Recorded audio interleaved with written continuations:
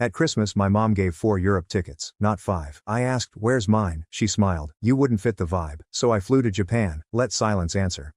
So my mother withdrew me from a family trip to Europe for Christmas since I wouldn't fit in. I retaliated by organizing my own trip somewhere nicer, posting the images, and when she inquired why she wasn't invited, I used her same words back to her. Grab some food since this will be a lengthy one. I, a 29-year-old male, have been the black sheep of my family for as long as I can remember. Not because I did something wrong. Actually, it is the contrary. I've always been the one who takes responsibility and shows up. The person who handles everything but receives nothing in return. My younger sister Madison, a 26-year-old female, is the golden kid, having never experienced a consequence in her life. And my younger brother Tyler, a 24-year-old man, is the baby of the family who can actually set the house on fire. My folks would blame the matches for being overly combustible. Allow me to paint you a picture of my childhood. When I was 17, I worked every summer at a neighborhood restaurant, washing dishes and bussing tables to save money for my first automobile. Saved $3,600 over 3 years. My parents contributed exactly nil. Meanwhile, Madison received a beautiful new Honda Accord for her 17th birthday because she required reliable transportation to cheerleading practice. Tyler purchased a Jeep Grand Cherokee when he turned 17, because lads require something robust.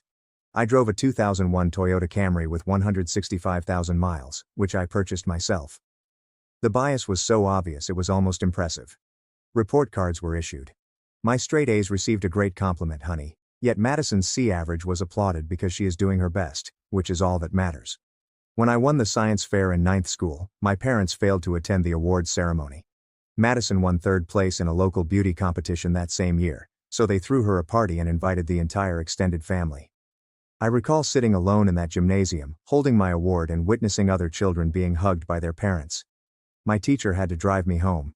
When I was accepted to a good university with a partial scholarship, my parents indicated they couldn't afford to cover the remainder.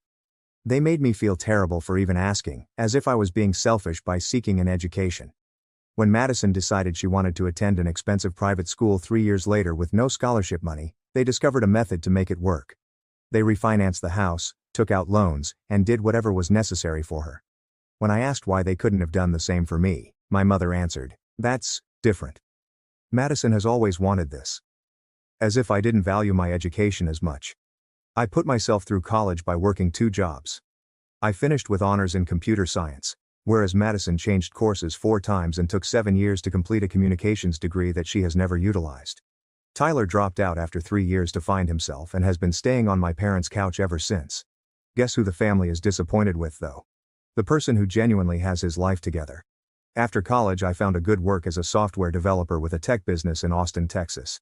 A good pay, excellent benefits, and, most crucially, distance from my family in Ohio. I figured putting some space between us would help. Maybe they'd finally recognize me as my own person, rather than just the responsible one they might dismiss. Spoiler alert, it did not help. Every holiday became a grueling act in which I'd travel back to Ohio, spend hundreds of dollars on thoughtful gifts for everyone, and then receive the most simple gifts imaginable in return. Last Christmas, I gave Madison a fancy handbag she had been seeking for months. It cost me $450. She bought me a petrol station gift card for $25. Tyler didn't even try to get me anything. I just said, "I forgot, bro, my bad." And everyone laughed like it was adorable. My mother always had an excuse ready. Madison had been really anxious about her career. What is the job? She works part-time in a boutique and lives rent-free in my parents' basement apartment. Tyler is going through a hard patch. He's been going through a hard patch for 6 years. When does the patch merge with the rest of the quilt? What really bothers me is that I never gave up trying. I kept showing up, making an effort and thinking that perhaps this time would be different. Every Christmas I'd think, okay, this is the year they finally see me. And every holiday, I'd leave feeling like a stranger in my own home. But nothing, absolutely nothing, prepared me for last Christmas. It was December 22nd, and I had just arrived in Ohio from a delayed flight that had transformed a 4-hour journey into an 8-hour nightmare. I was fatigued, irritable, and honestly wondered why I bothered going home. But it was Christmas. You understand? Family is family. Or so I kept telling myself. I arrived at my parents' residence around 7:45 p.m. The whole family was already present. Mom, Dad, Madison and her month-long lover, Logan. Tyler reclined on the couch, playing video games as if it were his work. Which it was, technically. My mother welcomed me with one of those half-hugs, glancing beyond you to see whether I had brought anything. Oh, you made it. We already ate dinner, but there's some leftovers in the fridge. No, how were your flights? No. Good to see you. Just an acknowledgement of my existence along with information about food scraps or something. I was used to it. Christmas Eve brought more of the same. Madison dominated every conversation by discussing her influencer journey on social media, where she had approximately 2,300 followers, the most of whom were likely bots. Tyler moaned about how difficult his life was while providing little to society. My father asked me twice if I could look at his computer because it was running slowly, and I agreed because that is evidently my responsibility in this family. It supports an ATM machine. Then came Christmas morning. We gathered in the living room for our gift exchange, like we do every year. The tree was tastefully adorned. My mother always went all out for Christmas decorations. Presents were stacked underneath and everyone was in the festive Christmas morning mood. Well, everyone but me. I had a strange feeling in my gut, like something was wrong. My mother rose up with a bright smile on her face. Okay everyone, before we start opening the regular presents, your father and I have a very special announcement. She reached behind the tree and took out 4 envelopes. 4? Not 5. 4. This year we decided to do something very memorable for our family. We'll be taking everyone on a trip to Europe in late April. 15 days, 5 countries. France, Italy, Switzerland, Spain, and one more. Madison screamed as if she had won the jackpot. Tyler actually put down his phone, which was comparable to him giving a standing ovation. Logan, or whatever his name was impressed, perhaps calculating how much free content this would provide for Madison's awful Instagram. I waited there, waiting for my envelope. My mother handed one to Madison. Here's your ticket, sweetie. Then one for Tyler. And yours, baby. Then one for my father. Of sure. One for you, honey. She sat back down. I scanned the room, waiting for someone to see the obvious. Nobody did. Mom, I finally asked, where's my ticket? She gave me this look. This is a look I will never forget. It was a mix of displeasure and satisfaction, as if she had been waiting for me to ask. Oh well. She looked at my father, who had suddenly become interested in the carpet. We only had enough money for 5 tickets and we assumed you couldn't get time off work anyhow. I felt as if I had been hit in the gut. You did not even ask me. Madison also jumped in, filing her nails as if we were discussing the weather. It's kind of a vibe trip, where we want to do enjoyable things. Nightlife, late nights, and unplanned escapades. You're not really that man. Tyler snorted. Yeah, brother, you'd probably want to visit museums and such. Boring.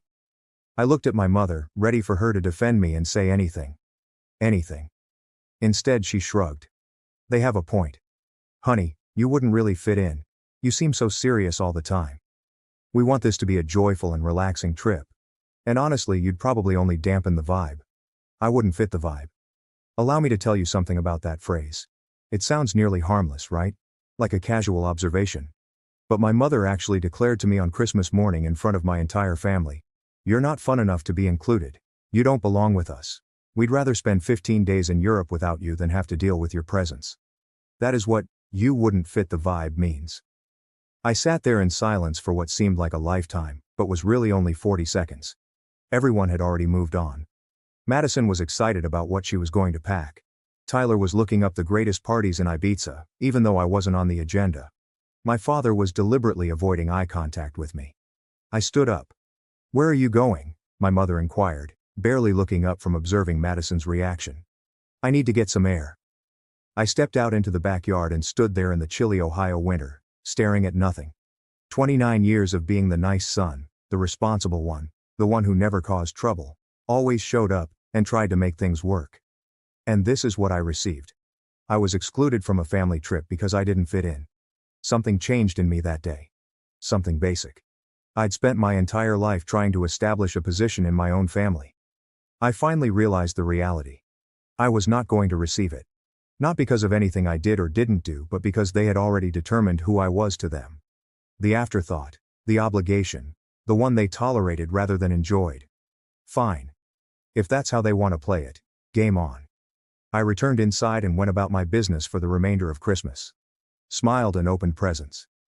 I purchased a pair of socks and a generic, "World's OK Sun" mug at a petrol station, and pretended everything was okay.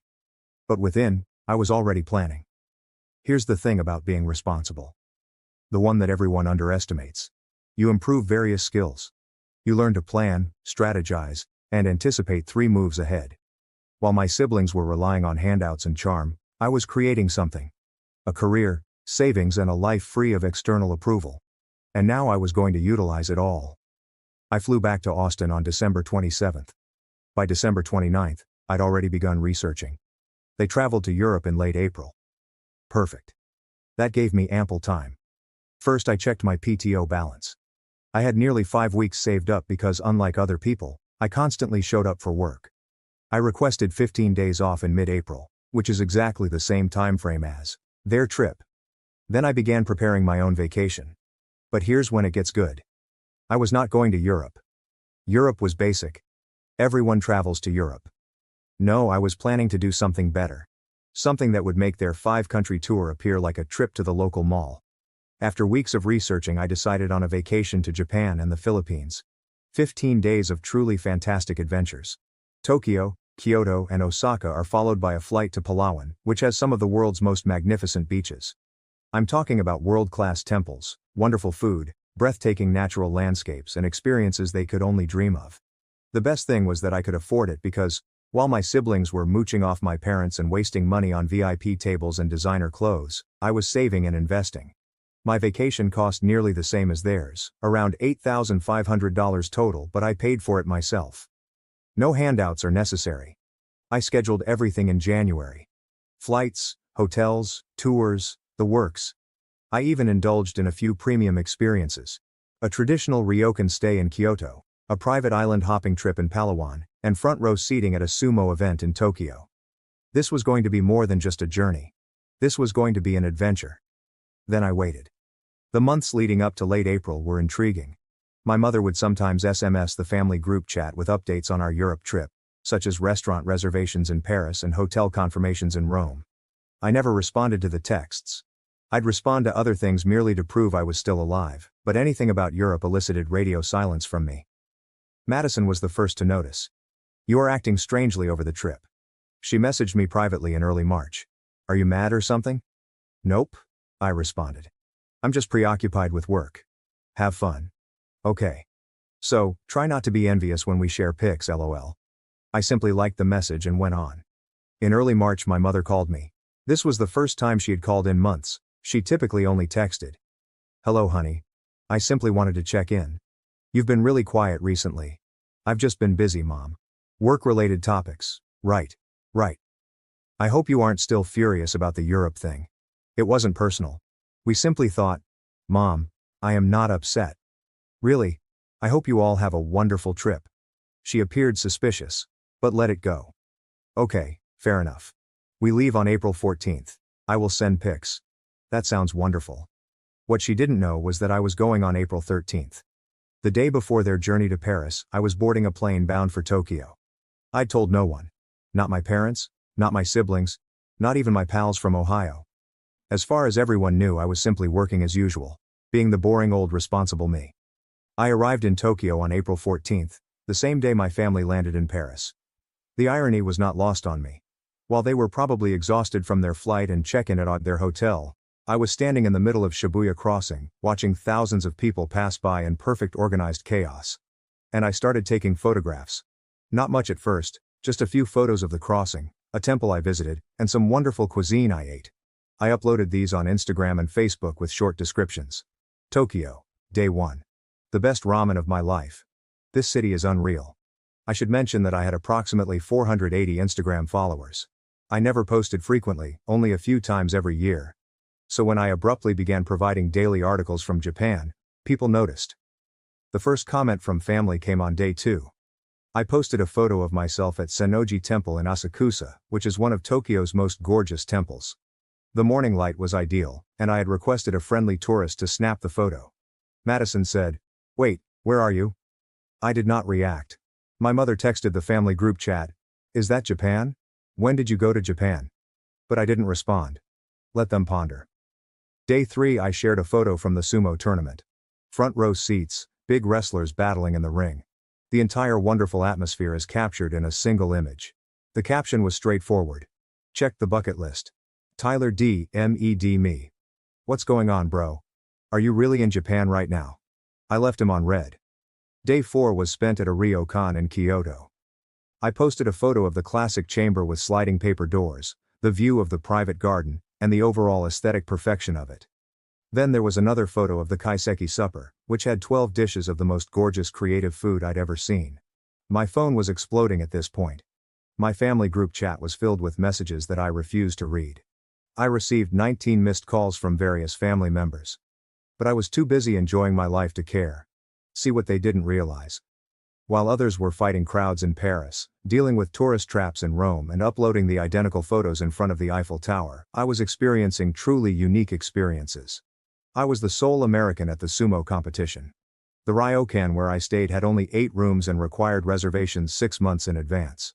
I was eating at places they had never heard of, seeing sights most tourists never see, and capturing it all. Days 6 through 8 were spent in Osaka, eating fantastic street food, taking a day excursion to N to see the deer, and enjoying an amazing night scene that didn't require any narcotics. Then I flew to the Philippines. Palawan was where things really got heated. I'm talking about crystal clear water, limestone cliffs, private beaches, and the full paradise package. I arranged a 4-day island hopping cruise that took us to lagoons and coves that appeared to be photoshopped, but they were real. And I was there. The first day we went kayaking through the secret lagoon. This little aperture in a limestone wall led to a hidden pool of blue water surrounded by cliffs. I sat in my kayak in the center of the lagoon, absolutely alone, save for a few fish swimming beneath me. I actually started laughing. Not because anything was humorous, but because I felt truly pleased and free. I couldn't recall the last time I felt this strongly among my relatives. The second day went even better. We went to 8 different islands, snorkeled in water so clean you could see 60 feet below, and ate fresh fish on a sandbar that only occurs at low tide. The boat captain told me stories about growing up in Palawan, how the islands have evolved, and what he wants for his children's future. A genuine personal connection with someone I'd just met. More important than any chats I'd had with my siblings. I posted a photo of the large lagoon in Alito. This breathtaking emerald green water is encircled by high cliffs. Caption: Found paradise. That's when my mother finally broke. She called me a dozen times in a row. I let it go to voicemail every time. Then she sent a text that was essentially a novel. I don't comprehend what's going on. You said you were fine with the Europe vacation. Why are you now in Asia? Why didn't you tell anybody? We are your family, and we had no idea you were even traveling. This strikes me as incredibly passive, hostile, and hurtful. I suppose we should chat when you get back. I've read it. I even laughed a little. Then I returned to enjoying my kayak ride through a hidden lagoon. The trip lasted another 6 days. More incredible beaches, amazing food, and unforgettable experiences. I posted almost daily, and every single post received feedback from family members ranging from confused to angry to guilt-trippy. I replied to none of them. I returned to Austin on April 27th. My family had been home from Europe for about a week by that point. The group chat had been a constant stream of messages that I had mostly ignored. But I recognized a pattern. Initial enthusiasm for their trip, then increased focus on my trip, and finally obsession with why I hadn't told them. Madison's Europe posts received approximately 60 to 110 likes each. Standard tourist fare. The usual sites include the Eiffel Tower and the Colosseum. My posts about Japan and the Philippines received between 200 and 300 likes, as well as numerous comments inquiring about my itinerary. The algorithm gods were clearly on my side. The confrontation occurred 3 days after I returned. My mother called, and this time I answered. Hi, Mom. Don't you say hi, Mom. What was all that about? What is it all about? You know exactly what it is. Traveling to Japan and the Philippines without informing anyone. I'm posting all of the pictures I took while we were in Europe. It felt like you were trying to outdo us or something. I let the silence last for a moment. Mom. I recently returned from a vacation. I hadn't realized I needed to discuss my travel plans with you. That isn't the point. And you know it. Why haven't you invited us? Why didn't you tell us you were leaving? And there it was. The opportunity I had been waiting for. Why should I invite you? I inquired, keeping my voice perfectly calm. Because we are family. Interesting. I seem to recall being told that I would not fit in on a family trip. I believe the exact words were, I'd bring the mood down. So I decided to plan something for the people who wanted me there, which in this case was just me. I continued while there was silence on the other end. But, to answer your question directly, Mom, why didn't I invite you? Because you would not fit the vibe. According to what you told me at Christmas, the vibe of my trip was about appreciating culture, trying new things, and actually enjoying travel rather than just collecting photo ops. That isn't really your thing, right? That is not fair. That situation was different. How was it different? You planned a family trip and specifically excluded me because you thought I wasn't entertaining enough. I planned a trip but didn't invite you because, well, same reason I suppose. Doesn't feel good, does it? You are being cruel. No, Mom. I am being honest. For the first time in perhaps my entire life, I'm being completely open with you. You made it abundantly clear at Christmas where I stand in this family. I'm the afterthought, the one you tolerate, the one who doesn't belong. So I stopped trying to fit. I heard her cry, which didn't move me as much as it would have a year ago. I didn't mean it that way. We just thought, you're always so serious and we wanted a fun trip. And I'm sure Europe was great fun. I'm happy you enjoyed it. My trip was also enjoyable, albeit in a different way. In an apparently unappreciative manner. So everyone is happy. I'm not satisfied. I am hurt. Welcome to my world. The conversation did not end well. She hung up on me after accusing me of attempting to destroy her family. I texted the group chat. I'm available if anyone wants to have an actual conversation about this. Otherwise, I'll be living my life. The outcome was predictable, but still kind of amazing to watch. Madison was infuriated. She shared a lengthy Instagram story, which I only saw because a friend screenshotted it, about toxic family members and people who can't be happy for others. The irony was thick enough to spread on toast. She couldn't be happy for me going on such an amazing trip, but I was the toxic one. Tyler messaged me once. That was cold, brother, I replied. It was also disappointing to be excluded from a family trip on Christmas morning. I guess we're even. He did not text back. My father called several days later. He was the most reasonable of the group, which is not saying much. Look, son, I understand you were hurt about the Europe situation, but what you did felt retaliatory. It was not retaliatory, Dad. It was just me, living my life. The fact that you all misinterpreted it as an assault speaks something about you, not me. You knew exactly what you were doing when you posted all those pictures while we were traveling. I was chronicling my vacation in the same way that Madison does with her meals and Tyler with his video games. Why does it vary when I do it? He had no decent explanation for that. Let me ask you something, Dad. What if the circumstances had been reversed and I had arranged a trip and purposely excluded everyone else because they wouldn't fit in? Silence. You know the answer. There would have been an intervention. Mom would have sobbed because I was ripping the family apart. Madison would have posted about it to express compassion. You would have lectured me on the importance of family values and the need for unity. Tyler would have cracked jokes at my expense. However, when it happened to me, everyone simply moved on to receiving presents. Nobody acknowledged how twisted up things were. Madison and Tyler piled on. And you sat there, staring at the carpet as if it were the most intriguing thing you'd ever seen. I know, he murmured, his voice filled with shame.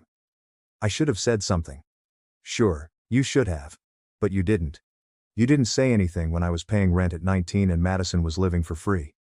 You didn't say anything when I worked through high school and Tyler played video games.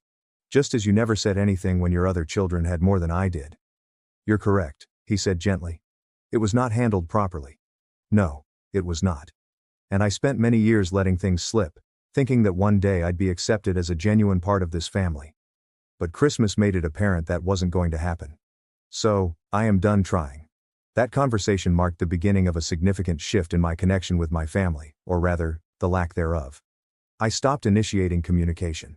No more texts, no more calls, no more being the one who kept the family in touch, and the stillness was deafening. Weeks passed without anyone contacting me unless they had a specific request. Between early March and August, my mother contacted me exactly 5 times. 3 were technical support requests. Madison reached out twice. Both times, she asked me to legitimize whatever turmoil she was going through. Tyler did not contact me at all. Mother's Day happened in May. For the first time ever, I did not send a gift. I just texted, "Happy Mother's Day," and left it at that. My mother called upset. I just didn't feel like it suited the vibe, I explained. Then I feigned that my doorbell was ringing and hung up. Same thing goes for Father's Day. Birthday cards were forgotten. Holiday travels home became prohibitively expensive or had horrible timing with work. Every reason they'd ever used against me, I recycled right back at them. The aftermath from what I began calling the Japan incident continued to affect my family in unforeseen ways. Madison's boyfriend dumped her roughly 3 months after their trip to Europe. He'd been paying attention to how she handled me, and he wasn't pleased. When she told him about the plane tickets, she undoubtedly expected him to support her, but he supposedly remarked, "That's actually really messed up," and began to back away. She blamed me for the breakup, despite the fact that I had never spoken to him. Second domino. My parents finally kicked Tyler off the couch. Perhaps watching me actually do anything with my life made them understand their baby son would not miraculously become productive. He found a job at a cell phone store and relocated to a cheap apartment with a roommate. He repeatedly complained about it in the family group chat. I never replied. Third, Aunt Elaine, my mother's sister, called me unexpectedly in August. We'd never been close, but she'd seen my travel photos and had heard about what happened at Christmas from family members. She said, "I just wanted you to know that I think what your mother did was wrong." I told her that. She did not take it well, but someone had to say it. I later learned that my mother and Aunt Elaine had a major disagreement over this. Apparently Elaine brought it up during a family cookout, and my mother made a scene defending herself. Half of the extended family now knows the story about the Europe tickets. My mother's reputation as the world's greatest mother suffered a significant blow. I started dating Emily, whom I met at a work conference. I informed her about the family issue early on. The first time she met my folks was intended to be at Thanksgiving. Supposed to be. My mother had been texting about Thanksgiving for weeks. "We would love to meet Emily. It would mean a lot to have everyone together. Let us start fresh as a family." Then she sent the menu she had planned. All of the traditional turkey stuffing ingredients are used. She wrote at the bottom, "And I'm making that green bean casserole Madison loves." I stared at that text for a long time. In 29 years my mother had never asked me what my favorite dish was. Never cooked anything special for me, but she made it clear that she was making Madison's favorite. I replied back, "Actually, Emily's family invited us to Colorado for Thanksgiving. We're going to do that instead." The reaction was swift. "What? You're choosing her family over yours?" Her family didn't reject me from a trip because I didn't fit in. So yes, I'm choosing them. She did not reply for 4 days. When she eventually did, she left a lengthy message about how I was pulling the family apart, keeping grudges, and that Christmas had passed months ago. "You should move on." I replied, "I have moved on. That's the problem, isn't it?" Thanksgiving in Colorado was incredible. Emily's family embraced me as if I had always been there. Her mother inquired about my career and truly listened. Her father and I spent the afternoon renovating the back porch while conversing about nothing in particular. Her brothers incorporated me into their fantasy football trash talk as if it were the most normal thing in the world. The cabin was a stunning A-frame in the mountains near Denver. There were perhaps 16 persons there. Parents, siblings, cousins, and an uncle shared the same fishing story 3 times. Normal family stuff. The kind of mayhem I'd seen in movies but never experienced firsthand. At dinner, her mother made a point of asking everyone what they were grateful for. When it got to me, I expressed gratitude for being where I felt wanted. Emily clasped my hand beneath the table. Her mother shed a few tears. Her father nodded as if he understood what I meant. Following supper, her brothers dragged me into a heated board game tournament that lasted until 1:45 a.m. Nobody asked me to fix their computer.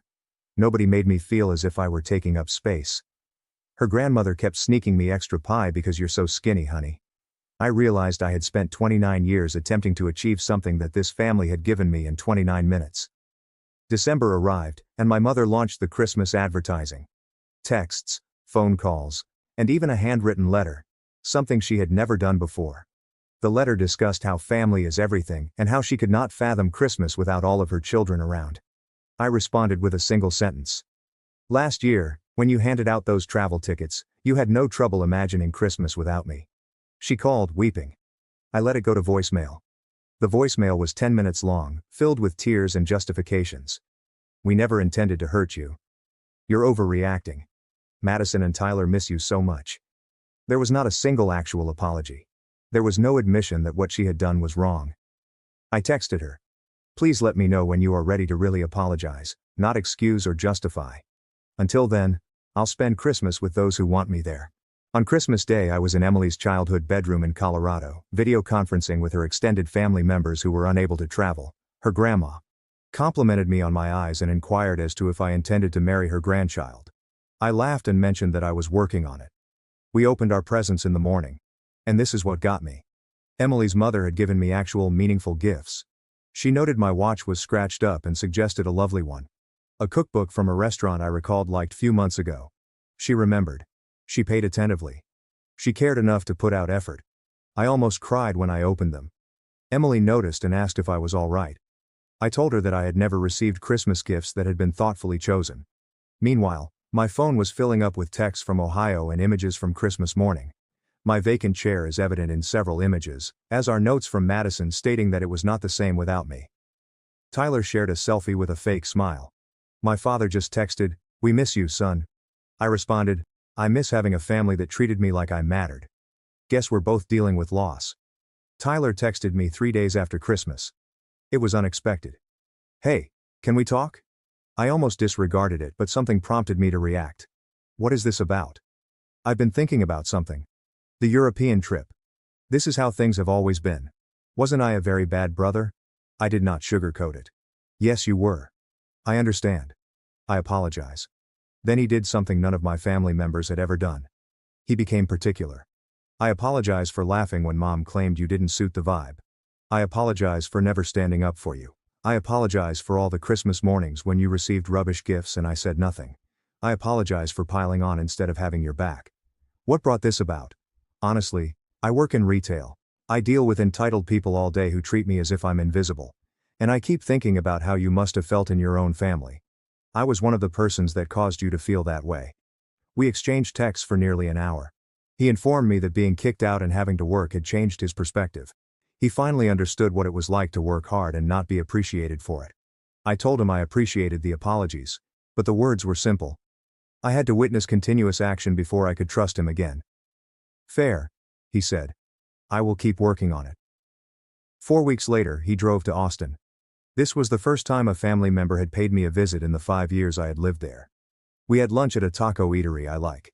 He walked around downtown and stopped by a guitar shop because he was interested in learning. We had actual chats as normal brothers would. It was strange, odd, and kind of pleasant. We discussed his job. It turns out that retail is humbling if you've never worked before. He told me about a customer who yelled at him for 20 minutes over a phone case. "And I just stood there taking it because I needed this job," he claimed. "And I remembered all the times I saw Mom and Dad disregard you, and you simply accepted it because what else were you going to do? Leave? You were a youngster. It took me 29 years to actually depart." I said, "Better late than never." Before he went, he remarked, "Mom's losing it, by the way. She didn't get what she wanted for Christmas, and you're coming home and pretending everything's fine, and she doesn't know how to handle it. It's no longer my concern. I understand. I'm just saying she's finally realizing her mistake. It's unclear whether she will admit it." Early March brought the big one. My father showed up to my residence. There's no warning. Someone just knocked on my door on a Saturday morning. I almost didn't let him in, but he appeared fatigued and older than I remembered. So I made some coffee and we sat down. "Your mother doesn't know I'm here," he said. "Okay. I've been doing a lot of reading about favoritism, about family dynamics, about how parents can hurt their kids without realizing it." He put down his coffee cup. "That Christmas with the tickets, I've played it 100 times. The expression on your face when you realized there wasn't one for you, and I just sat there. Yes, you did. I helped plan it. I knew we were leaving you out. I convinced myself it was all right because you probably couldn't get any time off anyhow." He shakes his head. "That is rubbish. I knew it was bad, but I did it anyway because it was simpler than confronting your mother." I did not say anything. Let him keep going. "You deserved better. Your entire life, you deserved better. I saw you work twice as hard as your brother and sister and receive half the credit. I watched you pay rent while they lived for free. I watched as you were ignored and overlooked, and I said nothing." He stared me in the eyes. "I apologize. I'm not sorry you were hurt. I apologize for what I did and didn't do. All of it." We spoke for 3.5 hours. He mentioned specific things like birthdays, successes, and times when he could have stood up for me but didn't. He did not make excuses. He simply owned it. At the end I told him I appreciated his visit, that it meant something, and that I wasn't ready to forgive yet. But it was a start. He asked if he may hug me. I let him. First time in years. After he departed, I texted him. Thanks for coming. That took guts. He responded. Should have done it 22 years ago. Mom still has not apologized. Madison is still playing the victim, but I have my father truly trying. Tyler is slowly coming around. And a woman whose family treats me better than mine ever has. Lack of weight classes. So in boxing, there's weight classes. You got 126, 130, 135. It goes 135 to 140, 140, 147, 147, 54. With the UFC, it's like 35, 45, 55. Then it goes 70, 85. So you got a 15-pound weight difference. And then it goes 205. So you got 20 pounds. And then you got 265. So that's 60 pounds for heavyweight. It's crazy. The gaps are just too big. All right. They're gigantic. So that's a major problem with MMA in that there's less weight classes than there should be. And then you have a cap on heavyweight, which is bananas. Like, you should have no cap. Heavyweight should be, how big is this guy? Like, let him fight. Big as you think you can handle and come in. Yeah. I mean, what about the Mountain? That guy from Game of Thrones? If that guy had a fight in the UFC, he wouldn't be able to make weight. He's too big. That guy's almost 400 pounds. You know? Yeah, I never knew that. I thought heavyweight's like 265 and up, 250 and up. That's what it should be. Whatever you want to come in with. That's what it should be. Yeah. But there really should be a weight class around 225. There's something like that in boxing. What class would that be? You just name a new class? Well, boxing has something like that. What is the boxing weight class that's like below heavyweight? There's cruiserweight, but then there's a new one. There's a recent one over the past few years that they've developed. But that's one thing that boxing does a much better job with, I think, is providing fighters the correct weight class where they can compete in. What is it called? Cruiserweight. That's it. Yeah, but I think there's another one that they're calling. They're calling it. Oh, God, I can't remember the name of it. Super cruiserweight. Super cruiser. Yeah, that's it. I think they called it something different though. They had a name for it. Whatever. Maybe you'll find it. Maybe not. But point is, 265 is the limit. So like Francis Ngannou, when he was the heavyweight champion, he used to have a cut weight. He had to lose weight to get down to 265. Wow. And then how much is he putting on that last week? He's probably putting another 10 on at least. Yeah. He's not losing a ton, but he's got to watch his calorie output. He's a massive human. Hey, I met him in Saudi Arabia. Fucking guy's so big. He's so big. That's a real tragedy that him and the UFC couldn't figure it out. That bothers me a lot because that guy was the scariest heavyweight champion of all time for sure. He put guys in orbit. He would hit them and you just go, oh. It would hurt you, like watching it. You're like, oh no. All men are not created equal. That's another problem with fighting. No matter how much preparation you have, no matter how intelligent you are, some people are faster and hit harder than you. Right. And you ain't going to fix that in the gym. You'll get a little better, but you're never going to bridge that gap. Yeah.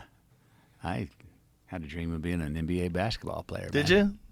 Was that your dream? For a while. How old were you when you had that dream? I was young, and I was like, I'm going to dunk. And no matter how much this guy sitting here would have worked out and hustled, I was never going to be able to dunk, bro. Didn't have the innate ability. Didn't have the DNA. Didn't have the makeup. I bet you could. I bet you could over time. I bet someone could teach you how to dunk. I bet if someone got you on a serious training program when you were younger, right now it would be rough. It would be rough track. It would be rough on the tendons. Yes. A lot of stress. When you get to be our age, it's like, hey, maybe you shouldn't be dunking. How about take dunking off the menu? Yeah, well, that was what. But when you're young, I think you could teach a guy. But it would, it's not as easy as that. Like